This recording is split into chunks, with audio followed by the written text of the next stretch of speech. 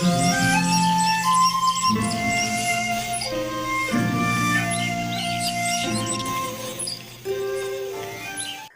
The lord. మన ప్రభువును మన రక్షకుడైన యేసుక్రీస్తు వారి బలమైన శక్తి కలిగిన నామంలో మీ అందరికీ మా హృదయపూర్వక వందనములు. మీరందరూ కూడా దేవుని యొక్క కృపలో, ఆయన యొక్క కాపుదలలో వర్ధిల్లాలని, నెమ్మది కలిగినటువంటి జీవితం మీరు కలిగి ఉండాలని మరి దేవాతి దేవుణ్ణి అనుదినము మీ నిమిత్తము మేము ప్రార్థిస్తున్నాం. ఈ రోజున కూడా దేవుడు ఒక చక్కని వాగ్దానాన్ని మనకు అనుగ్రహించాడు. ఆ యొక్క వాగ్దానాన్ని ధ్యానం చేసుకుందాం. మార్కు సువార్త 11వ అధ్యాయము 23వ వచనాన్ని చదువుకుందాం. ఎవడైనను ఈ కొండను చూచి నీవు ఎత్తబడి సముద్రములో పడవేయబడమని చెప్పి తన మనస్సులో సందేహింపక తాను చెప్పినది జరుగునని నమ్మిన ఎడల వాడు చెప్పినది జరుగునని నిశ్చయముగా మీతో చెప్పుచున్నాను. హల్లెలూయా. దేవుని నామానికి మహిమ కలుగునుగాక. విశ్వాసులుగా జీవిస్తున్న మనము మన హృదయములో సందేహం ఉండకూడదు. అవిశ్వాసముతో మనము ఏది కూడా దేవుణ్ణి అడగకూడదు. ముఖ్యంగా విశ్వాసుల్లో ఉండవలసింది విశ్వాసమే గాని అవిశ్వాసం కాదు. మరి యేసుక్రీస్తు ప్రభువారు ఈ యొక్క మాటలను రూఢిగా మనతో మాట్లాడుతున్నాడండి. మరి మనస్సులో సందేహించకుండా ఏదైతే ప్రార్థన చేస్తున్నామో అది మనం ఖచ్చితంగా పొందుకుంటామని దేవాతి దేవుడు ఈ రోజున నీతో మాట్లాడుతున్నాడు. మరి నువ్వు ఇంతకాలము చేస్తున్నటువంటి ప్రార్థనకు జవాబు రావడం లేదని చింతిస్తున్నావా, బాధపడుతున్నావా? అయితే ఆ ప్రార్థనకు జవాబు రావాలి అంటే నీవు నీ యొక్క మనస్సులో సందేహం ఉంచుకోవద్దు, అవిశ్వాసం ఉంచుకోవద్దు. ఏదైతే దేవుని సన్నిధిలో నీవు మనవి చేసుకుంటున్నావో, ఏదైతే నీవు దేవుని సన్నిధిలో మొర పెట్టుకుంటున్నావో అది ఖచ్చితంగా నెరవేర్చబడుతుంది అని విశ్వాసము కలిగి ప్రార్థన చేసే వారముగా మనం ఉండాలి. తద్వారా దేవుడు మన యొక్క విశ్వాసాన్ని చూసి మనకు మేలు జరిగిస్తాడు, అద్భుత కార్యమును జరిగిస్తాడు. యేసుక్రీస్తు ప్రభువారు అంజూరపు చెట్టును చూసి శపించాడు. అయితే వెంటనే ఆ చెట్టు తెల్లవారి శిష్యులు చూడగానే ఆ చెట్టు ఎండిపోయింది. అయితే ప్రభువారు ఒక్కటే మాట కదా అన్నది, ఆ చెట్టు నీరు లేకపోతే చనిపోయిందా, లేకపోతే ఎండవేడిమికి చనిపోయిందా అని వారు ఎంతో సందేహంతో యేసుక్రీస్తు ప్రభువుని అడుగుతున్నారు. అయితే వారు అనుకొని ఉండొచ్చు, మరి ఈయన మాటకు ఇంత పవర్ ఉందా అని చెప్పి వారు బహుశా అనుకొని ఉండొచ్చు. అవునండి, దేవుని యొక్క మాటకు శక్తి ఉంది. ఆయన ఏది పలికినా అది మన జీవితంలో ఖచ్చితంగా నెరవేర్చబడుతుంది. దేవుడు నీకు చేసినటువంటి వాగ్దానము, నీకు ఇచ్చినటువంటి మాటను ఆయన తప్పక నెరవేరుస్తాడు. ఎందుకంటే ఆయన నోటి మాట ద్వారా సర్వమును సృజించిన దేవుడు. నీ జీవితంలో కూడా ఎలాంటి పరిస్థితులనైనా నీకు అనుకూలంగా చేయగలిగినటువంటి దేవుడు నీతో మాట్లాడితే అది ఖచ్చితంగా జరుగుతుంది.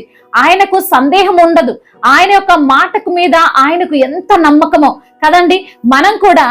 మనము యేసుక్రీస్తు ప్రభు వారి యొక్క పోలికలో, ఆయన యొక్క స్వరూపమందు రూపింపబడిన వారము, ఆయన యొక్క ప్రేమను పొందుకున్న వారము, ఆయన రక్తములో కడగబడిన వారము. మనం కూడా ఆయనకున్నటువంటి విశ్వాసము, ఆయనకున్నటువంటి శక్తిని మనం కూడా పొందుకున్న వారం కదా. మనం కూడా సందేహించకుండా, మనసులో ఎటువంటి అవిశ్వాసము లేకుండా మనము ఏదైతే అడుగుతామో దానిని దేవుడు మనకు అనుగ్రహిస్తాడు. హల్లెలూయా. ఈ రోజున దేని కొరకైతే నువ్వు మొరపెడుతున్నావో అది నువ్వు పొందుకున్నామని నమ్మాలి. అది నాకు వచ్చింది అని నమ్మాలి. నీ కుటుంబం కట్టబడింది అని నమ్మాలి. కట్టబడని పరిస్థితులు ఉంటాయి. నువ్వు ఎంత ప్రార్థన చేస్తున్నా నీకు అన్ని వ్యతిరేకంగానే ఉండొచ్చు.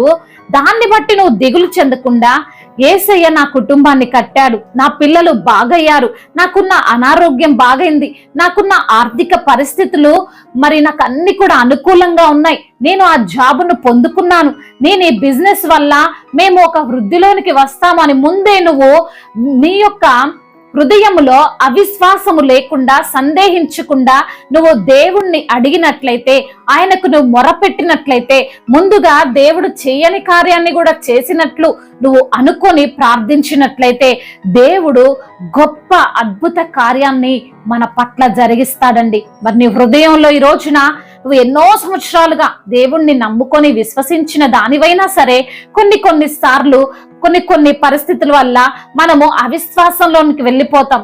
ఇన్ని సంవత్సరాలు చేసిన ప్రార్థన దేవుడు వినలేదు, ఇంకా ఇప్పుడు కూడా వింటాడని నాకైతే నమ్మకం లేదు అని కొందరు అంటుంటారండి. చేస్తూనే ఉన్నానమ్మా, ఈ రోగం తగ్గట్లే, చేస్తూనే ఉన్నానమ్మా, నా పరిస్థితులు మారట్లేదు అనేవారు కూడా ఉంటారు.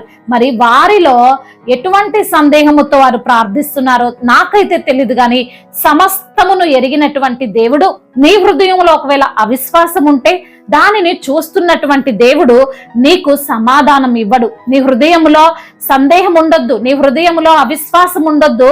నువ్వు ఏది అడుగుతున్నావో అది నువ్వు పొందుకున్నానని నువ్వు నమ్మితే దేవుడు ఖచ్చితంగా వాటిని నీకు అనుగ్రహిస్తాడు. ఈ రోజున మరి దేవునికి ప్రార్థిస్తున్న మనము సందేహించకుండా, హృదయములో అవిశ్వాసము లేకుండా దేవునికి ప్రార్థన చేద్దాం. దేవుడు ఇచ్చేటువంటి మేలులు, ఆయన జరిగించేటువంటి అద్భుత కార్యాలను మనం చూద్దాం. దేవుడు ఈ మాటలను దీవించునుగాక. వాక్య భాగాన్ని బట్టి మనము ప్రార్థన చేసుకుందాం. అందరూ కూడా తలలు వంచి కళ్ళు మూసుకొని ప్రార్థనలో ఏకీభవించగలరు.